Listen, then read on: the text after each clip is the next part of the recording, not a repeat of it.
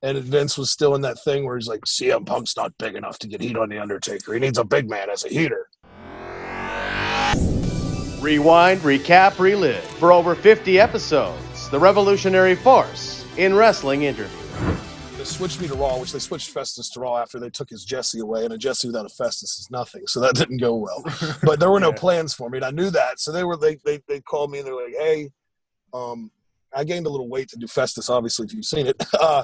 They're like, drop some weight, get back in shape. We want to repackage you. And I was going to be a masked character on Raw. They were like, we're going to put you in and as a masked heel character, work in the middle. We'll see if it gets over. We think that'll be good for us. Great. Yeah, thanks. So I go down to Orlando. I meet up with these special effects movie guys. I get this I spent $5,000 on this costume and this movie mask and all this shit. Wow. So they want to see it. So I go down there, and I'm in there was no PC at the time. It was Florida Championship Wrestling.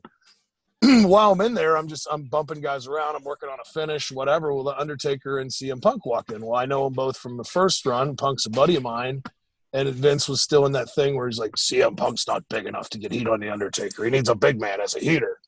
So they're trying out all these big guys, and between Punk and Taker, they hate all of them, right? And I'm just hanging out. And finally, Taker goes, what about him? We know he can work. And Punk was like, yeah, great idea. And that's how I got the straight edge thing. So I just kind of completely fell into that one. I go, okay, cool. Yeah, let's run with this.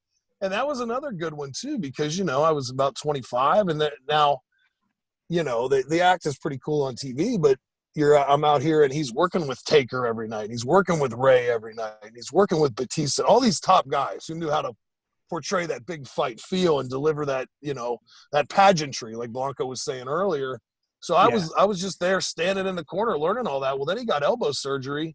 So I get plugged in, and now I'm working all these guys in 20-minute matches. It was a huge learning thing for me, man. Like, we go down to Mexico City, and Punk manages me in the main event against Rey Mysterio. Like, think about that. I was 25 years old, and it's Arena Mexico. And, like, I worked Rey before, but it's a little nerve-wracking. And I remember we're circling to lock up. He goes, just kick me in the gut and work the people. And if you've ever kicked Rey Mysterio in the gut in Mexico City in front of 20,000 people and he sells and goes completely flat, you turn around and work the people. I got chills right now because that's how I learned to work like that, because those guys were so good and they understood their character, and he knew to sell for me, and we knew when to fight back, and he got one of the best comebacks in the whole business. You know what I mean? And it was just hot. So I'd learned a ton during that straight edge period because I got to work with all those guys. Rewind, recap, relive. For over 50 episodes, the revolutionary force in wrestling interview.